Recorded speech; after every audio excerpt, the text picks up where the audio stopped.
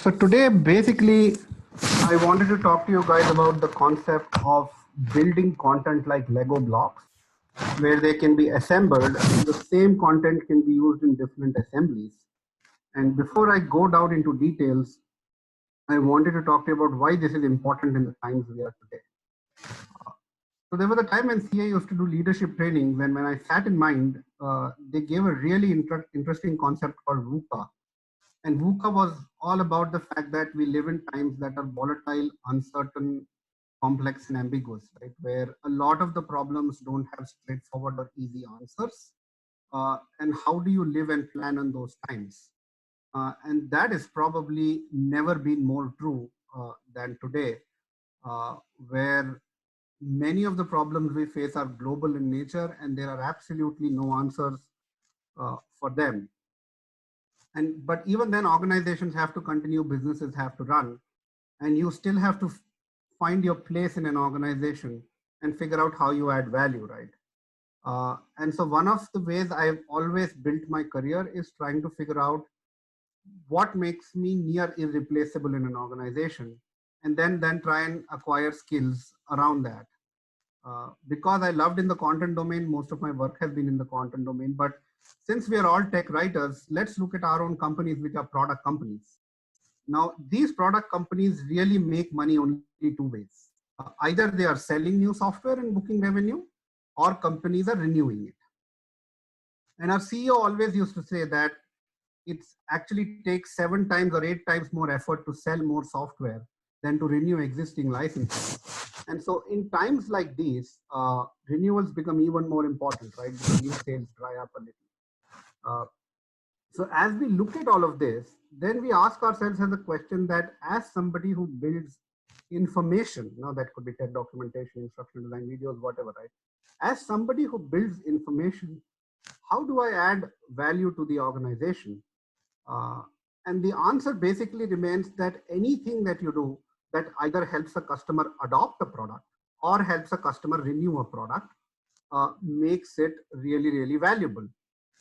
The challenge that most of us have is we are generally slightly further away from the sales renewal or even sometimes product management cycle. So it's very difficult to build a correlation.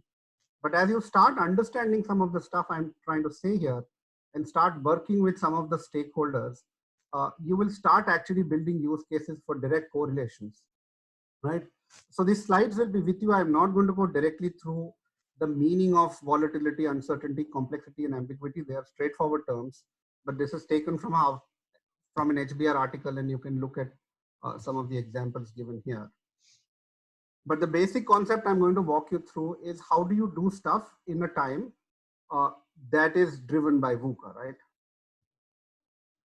Uh, Before I dive deeper into the slide, right, one of the things that I realized over the past few years is having a single skill over a job is slightly dangerous because then you become a one-shot pony. So if you have this skill where you say my job is only documentation, then that is a challenge. If you have a skill that says my job is only instructional design, that is a challenge. If you say I am only a UX writer, that is a challenge, because all of these skills are kind of sitting in separate boxes. But if you look at something and say my skill is customer adoption, which basically means that I'm going to do whatever it takes to help your customer adopt the product after they've bought it or renew a license, then you directly contribute to a customer's or to your company's bottom line, right? And to do that, you start by saying, okay, my job is content. Now, how can I start looking at content to drive adoption? And the first thing you look at is the greater the friction, the lesser the adoption, right? And where does friction come in? When you have like 5, 6 different ways of giving content. So a customer comes to you, reads your marketing collateral, that is one. They read many times they read pages and pages of documentation, that is another. Mostly, sometimes these have single logins, sometimes different logins. Then you have education courses that is hosted on a learning management system. That's a completely different modality.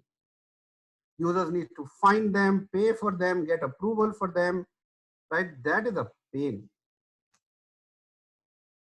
So the typical way that we try to simplify this was try and ensure that when we build once, Most of the stuff that we build is for free and easily accessible without a login. And then if you want to consume that in a more traditional format, which is a learning course, then you can log in, right? And I'll show all of this with a demo so that it makes sense. But this is the basic theory behind it. The greater the friction, the lesser the adoption. And the more the options, the greater the confusion. To give you some a simple number on this, right? We built a series of videos that will help our customer understand our product. We have like 60x times the number of views on YouTube for that channel versus people logging into the learning management system to take that education, right? 60x, that's the level of difference we are talking about when it comes to friction. So basically what I did when we imagined this entire route was that we had come, I work for CA or a company which is now Broadcom, right? When Broadcom acquired CA, we were a 13,000 company, 13,000 people. We are now a 4,000 people company. So we've lost like 60% of our workforce, but our revenues remain the same. And more importantly, Broadcom's expectations are that you offer up similar value to customers because they pay good money for your software. So we were left without education teams, we were left without instructional designers, and we had to figure out how we could build something, build it quickly, and get it out so that other organizations who were buying our software could actually start using our software. So the one thing that we did was I proposed this whole Lego block approach where I said that our product is built of certain modules, right? Each module can be a block in itself. Now to acquire the skills to work on those modules, you need to do a certain set of activities which become smaller Lego blocks. When you can assemble these blocks on top of each other is when you start creating material that is for adoption, right? So for example, if you have to manage projects in my tool called Clarity, which is what I support, right? You need to know what are the basics of it. You need to set up project management. You need to configure calendar, set up risks, set up time reporting periods, right? All of this will look to you as traditional topics that are there in documentation, but they are also areas of enablement that we need to build for customers. So typically when we used to build education, this would come out as a whole 4-hour, 6-hour course. And when we look at documentation, this would be a 400, 600 period guide. And the challenge was that when you went to a customer and said to start using all of this, why don't you pay and take this 1-day course, or why don't you read this 800 pages documentation? Most of the time they would kind of balk at it because that's a lot of information to consume. So basically what we said was, let's break it down into these 4-4-3-3 minute, 5-5 minute nuggets.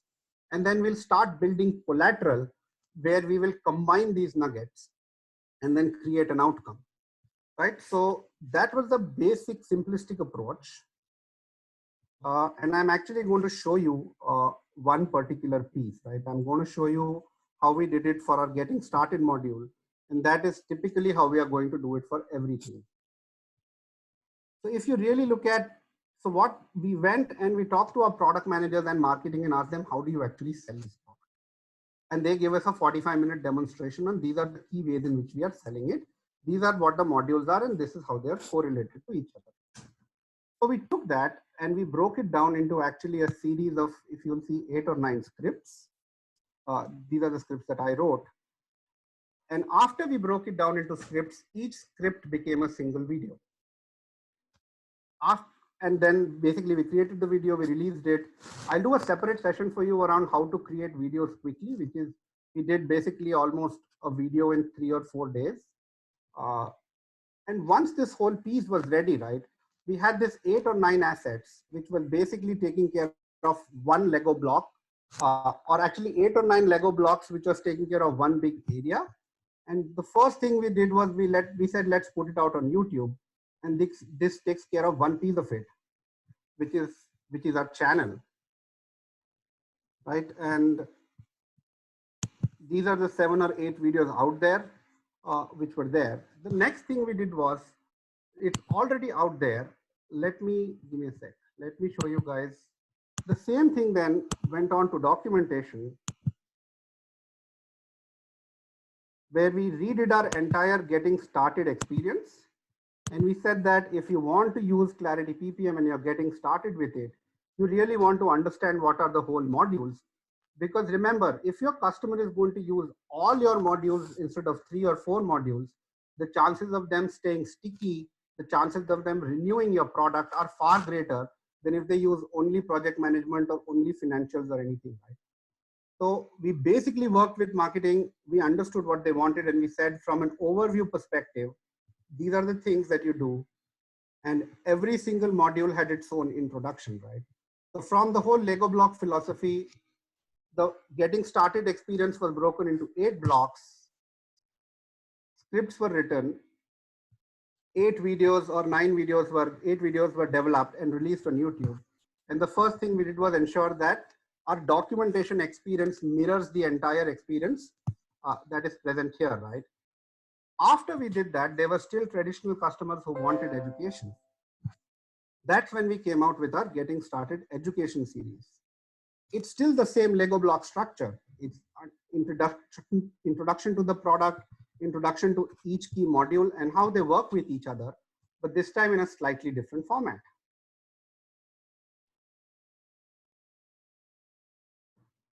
So what you're seeing is a preview of the education course that is loaded on the LMS. It's built on a tool called Articulate Rise. But again, it's the same writer who started with understanding what was needed to be done, writing 8 scripts, building 8 videos, linking it to documentation, and now going ahead and saying, let me build education for it. Sorry, Akshay, we are not able to see screen. Can't see my screen? Give me a sec. So yeah, we are not able to see this your screen. Okay, give me a sec. Let me Sorry. just figure out what's happening.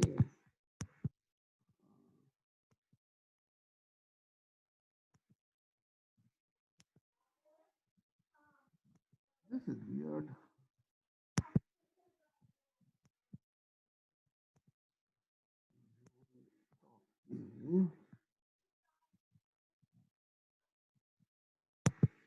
Give me a sec, man.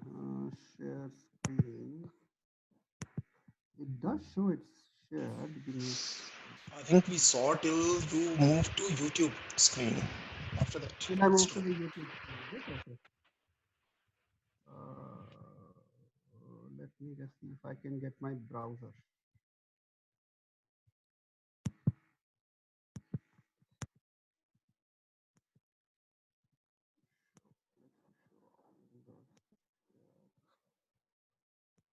Can you now see my screen?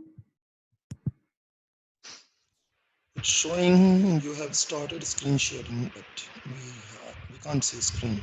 Okay. It says your screen sharing is paused. I wonder why. New share screen. Share, let me see. Is it there now? Yes, Akshay. Now it's visible. Thanks. Now it's visible. So let me go back and let me go back to YouTube, right? So what I was walking you through was, if we look at the entire Lego block structure here, right? So similar to project management, we had an experience where we had to get people started. So that became a foundational block. And that foundational block got broken into 8 smaller blocks, which resulted in creating these 8 scripts and these 8 videos. And let me see if I can actually play one for you. So this is where we partnered with our project management team. We wrote the scripts, we captured the videos. I am Catherine, the product manager.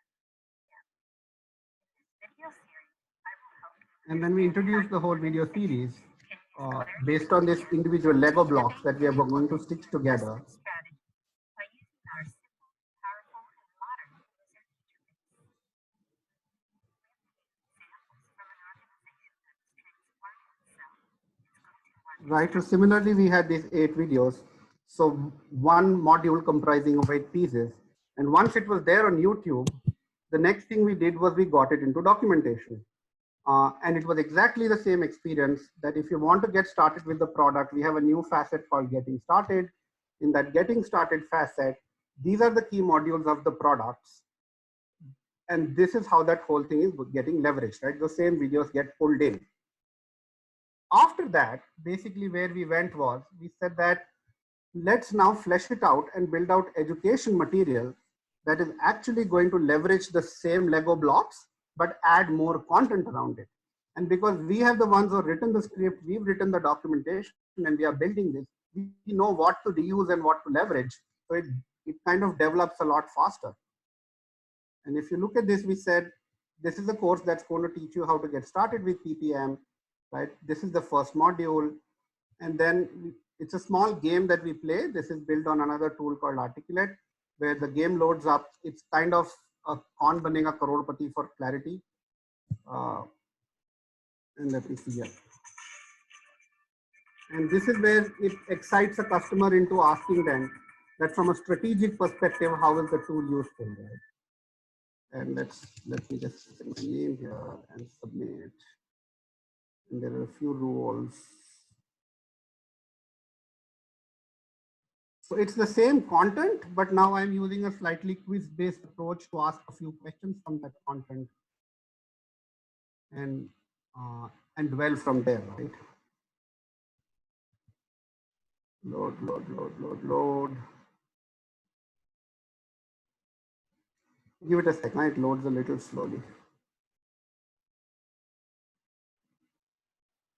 But while it loads, right, let me come down and show you. Now the same video that was there in that Lego block is coming in here, but we are now starting to give additional information that wasn't there in the videos because we wanted to keep the video shorts, where we talked about personas, what are the different personas that use the product, why are they using the product, what is the value they find from using it, and all the other stuff, right? And again, key components, these are the components on which the videos are made, but just a much more interactive way of sharing material and developing education, right? So here, let's get back to the quiz again a little. And we have stuff like expert advice. You can ask an advice from an expert, go back, give an answer, submit the answer. We've got a timer here. So again, the same 8 Lego blocks that we had, we get to build education. It looks very different. It feels nice, but it's based out of the same schematic that we created, right? So the same 8 things used to build education, used to build documentation, and used to build YouTube videos. And like I was saying, when we looked at the data, the number of people actually consuming some of the content from YouTube was like 60x times the number of people who was coming and consuming it of our education, right? So going back to my point of making it free, but also ensuring that if you want to, you can convert it into education, right?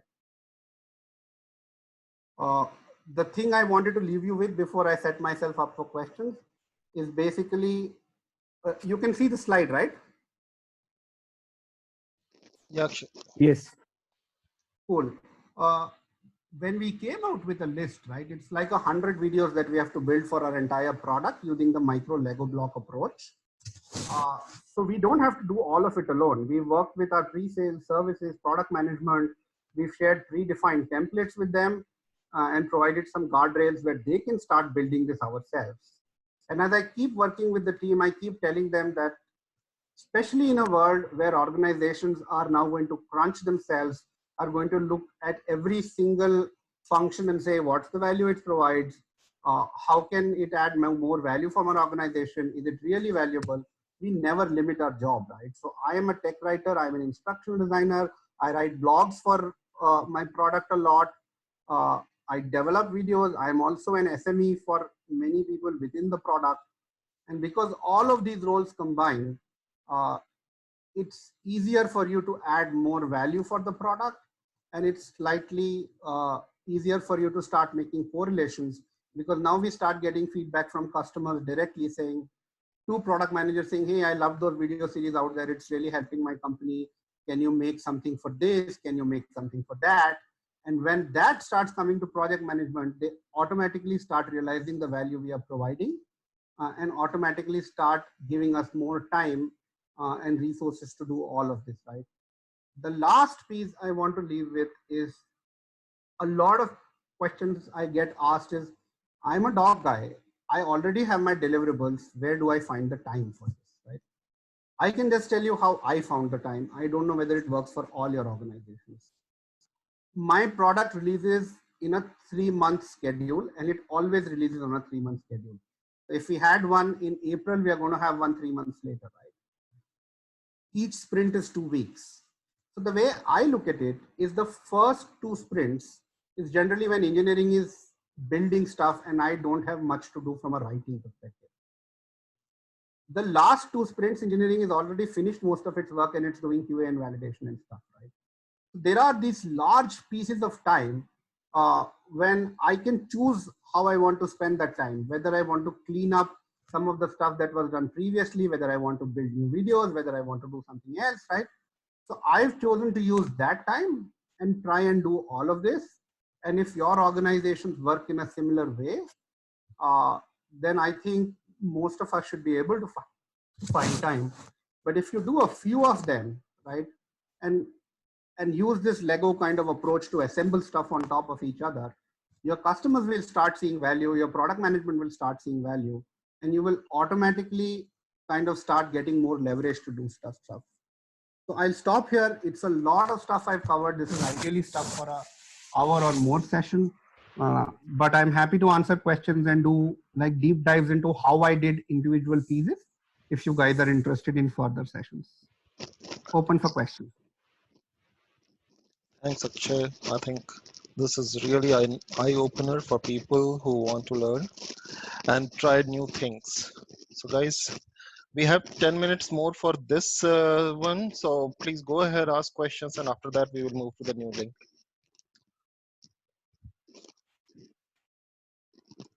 So Akshay, hi, this is Ashish here. Hi, Ashish. Yeah, so Akshay, like similar kind of approach. I just started in my organization. Just wanted to know your like like how do you collect like let's say, or do you make any metrics of if you are getting new requirement or there is a because customer might be facing some issue after seeing a video that can be a requirement or that can be a issue. So do you record this somewhere, or on that are you going to make some more videos? First question. Second question is that how do you control this kind of let's say there is a video for which you have to do like until and unless a person sees first video, he cannot skip to second video. So do you have any such kind of controls? Okay, I will take your second question first because it's easier and then go to the first one, right? So Yeah. I am a big believer in democracy of choice, right? There are controls, you may not find them on YouTube, but if you put stuff in learning management systems, it's really easy to say, do not show the second one before the first one. But I'm a big believer that the customer knows what they are looking for. And ideally descriptions for the video should be clear enough to tell them this is what they will find here. And without this, without seeing the first one, this one is slightly difficult. Yes. So I would urge most people not to put in lock-in controls because we assume we know what the customer wants. Most of the times we have a partial idea. And so we just believe our customers are intelligent enough and our descriptions are clear enough for them to go where they want, right? The first part around, we never believe that these videos are a replacement for customer support. It's an enablement tool. So which is why we to keep it short, we kind of cover a few concepts and then we go and say to learn more about this, there is the traditional documentation you want to learn or you want to do. And if you get stuck, then typically if they come back saying we are stuck here, this step does not work, we typically ask them to open a support ticket. Okay. And that gets used as feedback to actually, if it's big enough, to do a second video where we say here is something interesting that we found for the first one, or short enough, it gets created as a knowledge base article in support and gets linked to the documentation so that people, when they watch the video from the doc, also have the knowledge base article in the same place to click and open and kind of get more information on when they get